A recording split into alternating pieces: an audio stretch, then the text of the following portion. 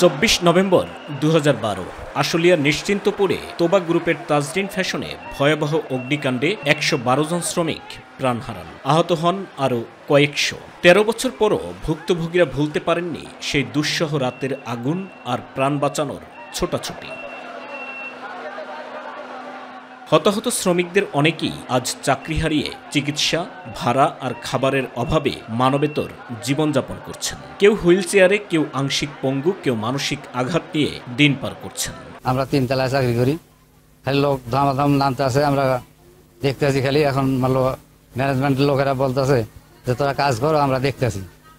দেখতেছি কইতে কইতে নেশে দেখি যে উধাও করি আগুন উঠছে। প্রথম দিকে কিছু আর্থিক সহায়তা মিললেও চিকিৎসা ব্যয় তার বহুগুণ বেড়ে গেছে। অনেকেই চিকিৎসার অভাবে মারা গেছেন, আবার কেউ বেঁচে থেকেও হারিয়েছেন কর্মক্ষমতা। সন্তানদের লেখাপড়া বন্ধ হয়ে গেছে।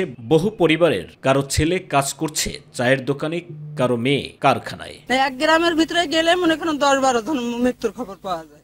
এই তাজরিন ফ্যাশনেতে পুড়ে মারা গেছে, তাদেরকে কোনো কিছু দেওয়া হয়নি। একবারে যা মোটামুটি দিচ্ছে তাই, আর কোনো খোঁজ খবর নেই। নতুন করে বাঁচার স্বপ্ন নিয়ে লড়াই করলেও কেউ পাশে না দাঁড়ানোয় হতভম্ব তাজরিন ট্র্যাজেডি বেঁচে যাওয়া শ্রমিকরা। তাদের দাবি সরকার, শ্রমিক সংগঠন এবং সংশ্লিষ্ট কর্তৃপক্ষের আরও কার্যকর সহায়তার।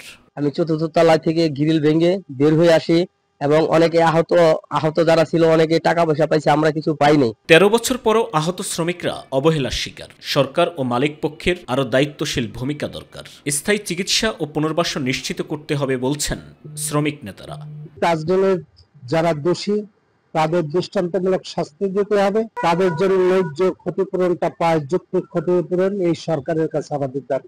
যে ব্যবস্থা থাকা দরকার, একটা কারখানায় আগুন লাগলেও সেটা থেকে মুক্ত হওয়ার বা সেটা থামানোর, সেই রকম ব্যবস্থা ছিল না। এবং কারখানার যে কলাপসেবল গেট সেটা পর্যন্ত বন্ধ করে দেওয়া হয়েছে। মৃতদের স্মরণ করো, জীবিতদের জন্য লড়াই করো, দোষীদের শাস্তি চাই, ক্ষতিপূরণ আইনের বদল চাই। তাজরিন ট্র্যাজেডি বাংলাদেশের শ্রমিক আন্দোলনের এক কালো অধ্যায়। 13 বছর পরেও সেই ঘটনার ক্ষত বয়ে বেড়াচ্ছে শত শত পরিবার।